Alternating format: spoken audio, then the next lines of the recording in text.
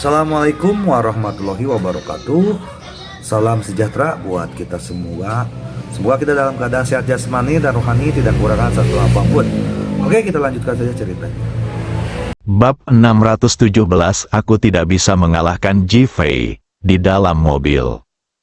Lu Guxiang menelepon dan segera berkata dengan sopan, "Tetua Sun, saya sudah pergi ke rumah Zhou." Setelah mengatakan itu, dia terbatuk 2 kali berturut-turut. Sebuah suara tua datang dari seberang sana, "Elder Lu, ada apa denganmu?" "Mengapa, malu, saya dipukuli sampai muntah darah oleh Paman Zhou." "Apa, Paman Zhou berani melakukan sesuatu padamu?" Penatua Sun segera menjadi marah di ujung sana. "Dia tidak hanya menyerang saya, tetapi dia juga mengatakan bahwa putra saya meninggal dengan baik." Zhou Tianfang menolak untuk berlutut ketika dia melihat saya. Lu Guxiang mengucapkan serangkaian kata, "Keluarga Zhou sangat sombong. Apakah Anda punya bukti?" "Ya, saya merekamnya dan akan mengirimkannya kepada Anda sekarang." "Bagus." Lu Guxiang menutup telepon dan mengirimkan videonya kepada Penatua Sun. Setelah menonton video tersebut, Penatua Sun di sisi lain sangat marah hingga seluruh tubuhnya terasa seperti jatuh ke dalam es. Dia begitu sombong hingga dia bahkan kehilangan aturan dasar Sekte Merah. "Kemarilah, laporkan kepada pemiliknya. Saya akan ke kota Ningjiang untuk berurusan dengan keluarga Zhou." "Ya." Seseorang segera melaporkannya. Ponsel Lu Guxiang di sini menelepon lagi. "Penatua Zhao, saya telah berhasil membuat marah Penatua Sun. Dia pasti akan datang untuk membersihkan keluarga Zhou. Sekarang, keluarga Zhou akan memiliki konflik langsung dengannya." "Haha, oke, bagus sekali. Apa yang kamu lakukan itu indah." Penatua Sun menegakkan hukum dengan ketat dan selalu dengan tegas menjunjung tinggi aturan Sekte Merah. Bagaimana keluarga Zhou akan menghadapi masalah ini kali ini? Lu Guxiang juga berkata dengan semangat, "Selama tidak ada keluarga Zhou, maka Zhou Tai akan kehilangan tangan kanannya. Bagaimana dia bisa begitu menyendiri di gerbang merah?" "Benar, mari kita tunggu kabar baiknya. Aku akan ke Ningjiang sekarang, lalu aku akan menunggumu di Gunung Wuwei." "Terima kasih, Penatua Zhao. Setelah ini, saya, Lu Guxiang, akan mendukung Anda sepenuhnya. Saya berharap Penatua Zhao dapat menjadi kepala sekte sesegera mungkin." "Haha, jangan katakan itu. Pemimpin sekte Xiao Hongyan kita saat ini cukup baik." Tawa Penatua Zhao penuh dengan kemunafikan. "Haha, itu bagus." Lu Guxiang juga tertawa. Ada satu arti dari senyuman kedua orang tersebut, yaitu wajah yang tersenyum terlihat bagus, dan dalam melakukan sesuatu, yaitu salah. Zhou Tianfang dan Zhou Bo tidak tahu tentang pengaturan mereka. Mereka mengira perilaku abnormal Lu Guxiang adalah kemarahan atau kehilangan anak, jadi mereka tidak memperhatikannya. Dalam 2 hari berikutnya, semuanya berjalan sangat lancar. Keluarga Zhou, keluarga Lu, dan Ji-Fei semuanya sibuk dengan urusan mereka masing-masing, dan tidak ada konflik di antara mereka. Hari ketiga, Ji-Fei bangun pagi dan selesai bersih-bersih, lalu memandang Li Ruoxi yang sedang bersiap-siap bekerja. "Aku akan keluar untuk melakukan beberapa tugas. Tunggu sampai aku kembali." Dia tidak memberitahu Li Ruoxi bahwa dia akan berduel dengan Lu Guxiang hari ini. Li Ruoxi juga tidak banyak berpikir. Dia hanya menatap Ji-Fei dan menyuruhnya kembali lebih awal. Ji-Fei pergi sambil tersenyum, merasa sangat santai dan bahagia dengan kepolosan Li Ruoxi. Dia tidak ingin Li Ruoxi hidup terlalu lelah. Ji-Fei berjalan ke bawah. Feng Huang dan yang lainnya sudah berdiri dalam 2 baris, menatap Ji-Fei dengan serius, menunggunya memberi perintah. "Puff, Ji Fei tertawa, keseriusan adegan itu lenyap seketika. Ji Fei melambaikan tangannya, lakukan saja apa yang harus kamu lakukan. Lu Guxiang kecil tidak berarti apa-apa di mataku. Masa tidak membubarkan diri? Phoenix melangkah maju, Raja Naga, saya menyarankan Anda untuk berhati-hati. Lu Guxiang ini sangat licik dan tidak sesederhana yang Anda kira. Ji Fei mencibir, jadi apa maksudnya kelicikan? Kompetisi seni bela diri mengandalkan kekuatan. Kami khawatir dan ingin pergi bersamamu. Qi Yuan melangkah maju dan berkata. Omong kosong. Setelah Ji Fei selesai berbicara, dia melambaikan tangannya dan pergi. Feng Huang dan yang lainnya ingin bergerak, tetapi tubuh Ji Fei langsung berhenti, dan nafas dingin tiba-tiba datang, membuat mereka takut untuk berhenti dengan cepat. Lakukan apa yang harus kamu lakukan. Setelah Ji Fei selesai berbicara, dia pergi. Semua orang memandang Phoenix dengan pertanyaan di wajah mereka. Pergi dan urus urusanmu sendiri. Setelah Phoenix selesai berbicara, dia berbalik dan keluar. Ji Fei telah menghilang. Phoenix pergi dengan tergesa-gesa. Villa keluarga Zhou, biarkan Zhou Tianfang keluar. Lu Guxiang berdiri di depan pintu dan berteriak keras. Zhou Zijian melihat Lu Guxiang dan memikirkan kapan terakhir kali dia memukuli Zhou Tianfang dengan kejam, dan dia dipukuli dengan kejam oleh Zhou Tianfang. Sekarang dia datang lagi, dia begitu sombong dan langsung menjadi marah. Keluarkan dia. Hore, sekelompok orang bergegas keluar dan mulai menyerang Lu Guxiang dan lainnya. Mencicit, saat itu, sebuah mobil tiba-tiba berhenti. Pintu mobil terbuka, dan seorang lelaki tua keluar, dengan wajah serius dan ekspresi tekanan yang kuat di wajahnya. Zhou Zijian dan orang lain yang bergegas ke tempat kejadian tercengang.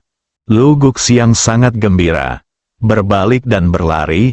Elder Sun, Anda di sini, pernahkah Anda melihat betapa mendominasinya mereka? Sun Jianjun baru saja melihat adegan di mana Zhou Zijian dan yang lainnya hendak menyerang Lu Guxiang, dengan kemarahan di wajahnya. Biarkan Zhou Tian dibebaskan, Penatua Sun Jianjun berkata dengan suara yang dalam. Siapa kamu? Mengapa kamu berbicara kepada Tuan Zhou kita dengan nada seperti ini? Zhou Zijian melangkah maju dan bertanya dengan marah. Mulut panjang. Setelah Sun Jianjun selesai berbicara, seseorang segera melangkah maju dan menamparkan Zhou Zijian dengan dua tamparan. Ah! Zhou Zijian menjerit. Dan kemudian beberapa sosok keluar dari villa keluarga Zhou dan bukit belakang keluarga Zhou. Ketika mereka datang ke Sun Jianjun, banyak orang menunjukkan kemarahan mereka dan ingin mengambil tindakan. Semuanya, mundur, suara Paman Zhou terdengar. Semua orang melihat Paman Zhou dan Zhou Tianfang berjalan pergi. Sun Jianjun memandang kedua orang itu dengan ekspresi marah di wajahnya. Ketika Zhou Tianfang melihat Sun Jianjun, kepalanya tiba-tiba berdengung. Zhou Zijian tidak mengetahuinya, jadi dia segera melangkah maju dan menunjuk ke arah Lu Guxiang. Tuan Zhou, si idiot itu datang dan berteriak lagi hari ini. Saat kami hendak pergi, idiot besar lainnya datang dan menyerang kami. Saya patah. Zhou Tianfang telah menamparnya dengan tamparan. Wajahnya dipenuhi kegugupan, dan hatinya penuh dengan kekacauan. Zhou Zijian adalah orang yang sangat bodoh. Dia mencoba menipu keluarga Zhou sampai mati. Sun Jianjun adalah penatua penegak hukum dari Sekte Merah. Nomor 2 setelah pamannya Zhou Tai. Keduanya selalu bertengkar secara terbuka dan diam-diam. Tapi Sun Jianjun selalu dikenal karena sikapnya yang tidak mementingkan diri sendiri, dan dia didukung oleh banyak orang, dan bahkan digunakan kembali oleh Xiao Hongyan. Oleh karena itu, Zhou Tai tidak ada hubungannya dengan dia, dan dalam banyak kasus, keberadaannya membatasi perkembangan keluarga Zhou. Sun Jianjun datang tiba-tiba hari ini, tapi Zhou Zijian masih berteriak, bukankah ini akan menimbulkan masalah bagi keluarga Zhou? Zhou Tianfang berjalan cepat, berlutut di depan Sun Jianjun, sambil berkata, "Halo, Penatua Sun." Meski usianya tidak lebih muda dari Sun Jianjun, statusnya tetap memaksanya untuk berlutut. Bahkan Paman Zhou juga berlutut. Lu Guxiang diam-diam menyesali di dalam hatinya, bagaimana jika dia terus menjadi luar biasa dan membuat Sun Jianjun marah. Penuh penyesalan, namun, mengingat perilaku Zhou Zijian barusan, itu cukup bagus. Dia memandang Sun Jianjun, menunggu reaksinya. Sun Jianjun memandang Lu Guxiang. Apakah kamu tidak akan berduel dengan Ji Fei? Aku tidak bisa mengalahkan Ji Fei, apa yang Lu Guxiang katakan. Sangat langsung, sangat mudah, mengejutkan semua orang. Saya menyarankan agar keluarga Zhou bertanggung jawab atas pembunuhan Ji Fei. Lu Guxiang berbicara lagi. Zhou Tianfang dan yang lainnya sangat terkejut. Bab 618 Rencana Lu Guxiang. Semua orang memandang Sun Jianjun. Tindakan Lu Guxiang terlalu kejam. Dia ingin menggunakan alasan ini untuk melemahkan kekuatan keluarga Zhou. Dan sekarang keluarga Zhou telah menyinggung Penatua Sun seperti ini. Bagaimana mungkin Penatua Sun tidak marah? Zhou Tianfang memandang Paman Zhou, dan keduanya memiliki tatapan serius di mata mereka. Jika Zhou Bo, Zhou Tianfang dan anggota keluarga Zhou lainnya menyerang Ji Fei bersama-sama, Ji Fei pasti akan terbunuh. Zhou Tianxin merasa marah. Sekarang dia tahu mengapa Lu Guxiang tiba-tiba datang hari itu dan mengapa dia tiba-tiba muntah darah dan pergi. Tapi sekarang sudah terlambat. Sun Jianjun terdiam beberapa saat. Zhou Tianfang, mengapa kamu tidak menelepon Zhou Tai tentang hal ini dan mencari tahu apa maksudnya? Dia memberi Zhou Tian pilihan, dan tepatnya, dia ingin mengetahui sikap Zhou Tai. Saya akan menghubungi Anda sekarang, kata Zhou Tianfang cepat. Segera hubungi Zhou Tai dan ceritakan kisahnya. Zhou Tai langsung memarahi Zhou Tianfang, dan akhirnya memintanya untuk menuruti pengaturan Sun Jianjun. Zhou Tianfang menutup telepon. Zhou Tai di sisi lain langsung menghancurkan semua yang ada di rumah. Sun Jianjun memainkan konspirasi yang jujur. Jika Zhou Tianfang tidak pergi, itu berarti keluarga Zhou mendengarkan dia, Zhou Tai, dan bukan orang Hongmen. Pada saat itu, Sun Jianjun akan menangkapnya. Selain itu, grup Hongke yang dikelola oleh Qi Chaojun adalah industri Hongmen, dan dia dapat dianggap sebagai anggota Hongmen. Seseorang dari Gerbang Merah terbunuh, dan setiap orang memiliki kewajiban untuk berdiri dan membantu membalas dendam. Saya harus setuju. Penatua Sun, keluarga Zhou kami siap membantu Anda, Zhou Tianxin berkata dengan sangat frustrasi. Wajah Penatua Sun masih muram dan dia memandang Lu Guxiang. Awalnya kita seharusnya tidak terlibat dalam masalah ini. Tetapi hari itu Ji Fei berkata bahwa Sekte Merah kita tidak berarti apa-apa di matanya. Jadi saya memutuskan untuk membiarkan keluarga Zhou pergi bersama. Penatua Sun dengan cerdik menambahkan alasan lain, membuat Zhou Tianfang terdiam. Lu Guxiang sangat gembira. Terima kasih, Tetua Sun, karena telah membantuku membalas kematian putraku. Anda dapat membawa masalah ini ke keluarga Zhou. Ini dapat dianggap sebagai hukuman atas kegagalan keluarga Zhou dalam melindungi properti Hongmen. Setelah Penatua Sun selesai berbicara, dia berbalik dan masuk ke dalam mobil dan pergi. Dia tidak pergi bersamanya. Lu Guxiang sama senangnya karena dia tidak akan pergi. Melihat Zhou Tianfang dan Zhou Bo, hari ini saya berharap keluarga Zhou Anda akan menggunakan kekuatan Anda untuk membuktikan bahwa Anda membenci Ji Fei dari lubuk hati Anda yang paling dalam. Mendengus, setelah mengatakan itu, dia berbalik dan masuk ke dalam mobil. Haha, duduk di dalam mobil, saya tidak bisa lagi menahan kegembiraan saya dan tertawa gembira. Ji Fei, kesombonganmu sendiri akhirnya berujung pada balas dendam. Hari ini aku akan membuatmu menanggung akibatnya dan membuat keluarga Zhou mati bersamamu. Lu Guxiang bergegas ke Gunung Wuwei dengan mobil. Gunung yang tak takut. Ji Fei duduk di puncak gunung, menunggu Lu Guxiang dengan tenang. Baginya, jika Lu Guxiang ingin melawannya untuk membalas dendam, memukul telur dengan batu adalah tindakan bodoh, dan dia tidak peduli sama sekali. Tiba-tiba, dia perlahan membuka matanya dan melihat ke bawah gunung. Suara langkah kaki yang kacau datang, dan Ji Fei sedikit mengernyit. Segera, sosok Lu Guxiang dan lainnya muncul di bidang penglihatannya. Ketika dia melihat Paman Zhou dan yang lainnya berkumpul, wajahnya menunjukkan keraguan dan penuh cibiran. Apakah akan ada pertarungan kelompok, Ji Fei? Aku tidak menyangka kamu benar-benar tepat waktu. Lu Guxiang merasa percaya diri ketika dia memikirkan ada begitu banyak orang di sekitarnya, dan wajahnya menunjukkan ekspresi arogan, menunjukkan rasa bangga yang mendalam. Ji Fei menatap wajah semua orang dan tersenyum. Lu Guxiang, kamu sendirian dan tidak percaya diri, jadi kamu membawa sekelompok pembantu, kan? Tidak ada sedikit pun rasa malu di wajah Lu Guxiang. Ji Fei, keluarga Zhou membiarkan putraku mati karena mereka gagal melindunginya.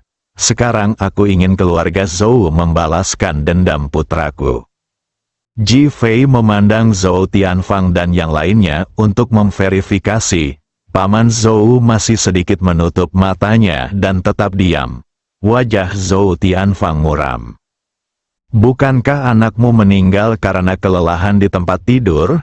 Mengapa keluarga Zhou menyalahkannya? Zhou Zijian mengandalkannya, tetapi Ji Fei tidak mengungkapkannya secara langsung.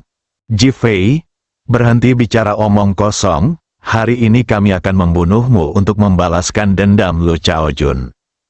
Zhou Tianfang tahu bahwa tidak ada cara untuk mundur sekarang, jadi dia berbicara dulu. Orang-orang dari keluarga Zhou segera berpencar, mencoba mengepung Ji Fei.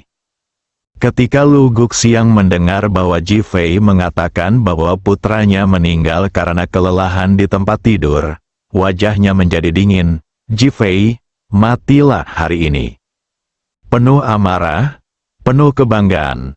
Hasil dia berbalik dan berdiri di samping, menatap Zhou Tianfang. Giliranmu. Zhou Tianfang, saya merasa dirugikan dan benar-benar dimanfaatkan sebagai alat. Memikirkan Buddha raksasa Sun Jianjun, dia berusaha keras untuk menahan amarahnya dan berkata, ayo pergi bersama dan bunuh Ji Fei. Suara mendesing, dia memimpin dan menuju Ji Fei. Mata Lu Guxiang penuh kebanggaan. Jadi bagaimana jika kamu tidak bisa mengalahkan Ji Fei? Anda dapat menggunakan senjata tajam Anda sendiri. Ji Fei terus menatap Paman Zhou. Kecuali dia, Zhou Tianfang dan orang lain di tempat kejadian tidak akan menyakitinya. Paman Zhou sepertinya tertidur dengan mata terpejam, berdiri diam. Ji Fei berpikir bahwa Paman Zhou belum pernah melakukan apapun padanya sebelumnya. Dan dia bertaruh dalam hatinya bahwa Paman Zhou tidak akan melakukan apapun. Tubuhnya tiba-tiba berdiri, dan serangan Zhou Tianfang tiba tepat pada waktunya. Bang, tinju kedua belah pihak saling bertabrakan, menimbulkan suara keras. Tubuh Zhou Tianfang melayang di udara dan terbang kembali. Sementara Ji Fei bergoyang di tempatnya. Zhou Tian baru saja keluar dengan seluruh kekuatannya untuk menyerang. Lu Guxiang berdiri di dekatnya dan melihat dengan jelas, merasa bahagia dan diam-diam bangga. Suara mendesing, bang bang bang, rentetan serangan dari masyarakat sekitar kembali datang seperti badai dahsyat. Pergerakannya cepat dan serangannya dahsyat. Mereka tahu betapa kuatnya Ji Fei, jadi mereka bekerja sama dengan erat dan tidak memberikan waktu untuk Ji Fei. Untuk sesaat, Ji Fei malah dikepung. Meskipun setiap gerakan yang dia lakukan sangat kuat, dia tidak dapat memusatkan seluruh kekuatannya pada serangan itu, dan kedua belah pihak menemui jalan buntu. Zhou Tianfang tampil sangat keras hari ini. Sebagai penyerang frontal, dia bentrok dengan Ji Fei berulang kali, dan ledakan terus mengeluarkan suara di udara. Membosankan, tertekan, suaranya bergema di lembah, menyebabkan burung dan binatang di sekitarnya lari dan berteriak ketakutan. Lu Guxiang sangat santai. Tiba-tiba aku melihat Paman Zhou memejamkan mata dan berkonsentrasi, lalu mengangkat sudut mulutnya. Kenapa kamu tidak muncul? Mungkinkah kamu ingin bertarung satu sama lain? Dan setelah Ji Fei kelelahan, kamu bisa pergi mengangkatnya dan mengambilnya. Ejekan, ejekan. Paman Zhou masih memejamkan mata sedikit dan mengabaikannya. Bang, seseorang yang menyerang Ji Fei secara langsung tiba-tiba menjerit, dan tubuh terbangnya menghantam pohon dengan bunyi gedebuk. Klik, batang pohon mengeluarkan bunyi patah, dan pohon besar dengan diameter lebih dari 20 cm patah dengan keras. Berdebar, tubuh manusia jatuh bebas dari ketinggian ke tanah, mengeluarkan suara yang tumpul. Puff, dia memuntahkan 2 suap darah dan pingsan di tempat. Oh, Lu Guxiang terkekeh, akhirnya, seseorang dikalahkan. Penghinaan, ejekan, ini seperti mengharapkan seseorang untuk dirobohkan. Zhou Tianfang dan yang lainnya sangat kelelahan hingga dahi mereka dipenuhi keringat, dan gigi mereka gatal karena marah. Mereka diam-diam mengutuk Lu Guxiang di dalam hatinya karena menikmati kemalangannya. Dia bertindak seolah-olah dia lebih bahagia dari musuhnya Ji Fei. Namun Lu Guxiang langsung mengabaikannya. Zhou Tianfang, bukankah kamu keluarga Zhou sangat kuat? Kenapa kamu begitu tidak berguna di depan Ji Fei? Begitu banyak orang yang tidak membunuh Ji Fei. Apakah kamu berpura-pura berada di sini untuk membodohi orang?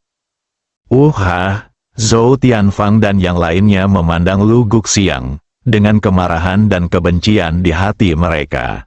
Mereka bertarung mati-matian dengan Ji Fei, tapi dia ada di sana untuk menonton lelucon dan melontarkan komentar sarkastik, dan sekarang dia di sini untuk meragukan mereka. Marah, semua orang marah. Mata Paman Zhou, yang tadinya sedikit tertutup, tiba-tiba terbuka lebar. Bersambung.